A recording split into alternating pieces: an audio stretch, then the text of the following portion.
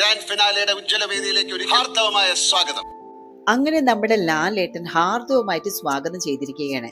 ഇന്ന് നടക്കാൻ പോകുന്ന ഗ്രാൻഡ് ഫിനാലയിൽ ഒരുപാട് സർപ്രൈസുകളും ഒരുപാട് ട്വിസ്റ്റുകളും നിറഞ്ഞിരിപ്പുണ്ട്. ഹൃദയത്തോടെ അന്തിമ വിജയം കാത്തിരിക്കുന്ന ഈ സീസൺ 7 ആണല്ലോ. 7ന്റെ പണിയുടെ ഒരു സീസൺ കൂടിയാണിത്.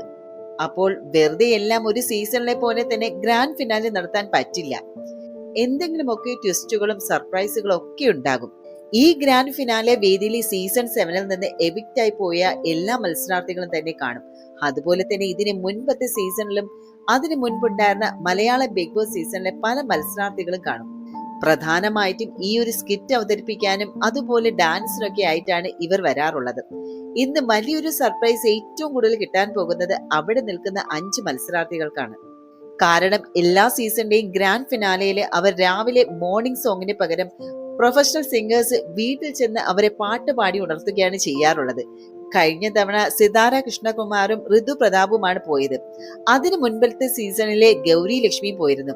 അങ്ങനെ അവർ എഴുന്നേൽക്കുമ്പോൾ തന്നെ അവർക്ക് വലിയൊരു സർപ്രൈസ് കൊടുത്തുകൊണ്ടാണ് ഇത് സ്റ്റാർട്ട് ചെയ്യുന്നത് തന്നെ. പിന്നെ ലാലേട്ടൻ സ്റ്റേജിൽ വന്നതിന് ശേഷം വേറെ ഒരുപാട് സർപ്രൈസ്. അങ്ങനെ ഈ ഒരു സീസണിന്റെ ഏറ്റവും വലിയ പ്രത്യേകത എന്താണെന്ന് വെച്ചാൽ 1ാം സ്ഥാനമോ 2ാം സ്ഥാനമോ കിട്ടുന്ന ആളെ ഒന്നും ഈ ഒരു രീതിയിൽ പ്രെഡിക്റ്റ് ചെയ്യാൻ പറ്റാത്ത ഒരു അവസ്ഥയിലാണ് നിലവിലുള്ളത്. കഴിഞ്ഞ സീസണിൽ ഏകദേശം അറിയാമായിരുന്ന ജിൻഡോ കപ്പടിക്കും എന്നുള്ളത്. അതിനു മുൻപത്തെ സീസണിലും അഖിൽ മാരാറാണെന്ന് 100% ഉറപ്പായിരുന്നു. അതിനു മുൻപ് ബ്ലെസ്സിയോ അല്ലെങ്കിൽ ദിൽഷ ഡോക്ടർ റോബിൻ ഉള്ളത് കൊണ്ട് തന്നെ ദിൽഷയ്ക്കായിരുന്നു കൂടുതൽ ചാൻസ് ഉണ്ടായിരുന്നത്. പക്ഷെ ഈ ഒരു സീസണിലെ അനീഷ് ആണോ അനുമോൾ ആണോ എന്ന് യാതൊരുവിധ ഐഡിയയുമില്ല. അതൊരു വൻ സർപ്രൈസ് തന്നെയാണല്ലോ. അതെന്തായാലും നമുക്ക് കണ്ടു തന്നെ മനസ്സിലാക്കാം. എന്തായാലും ഇവരിൽ ആര് വിജയിക്കണം എന്നതാണ് നിങ്ങളുടെ അഭിപ്രായം കമന്റ് ബോക്സിൽ രേഖപ്പെടുത്തുക.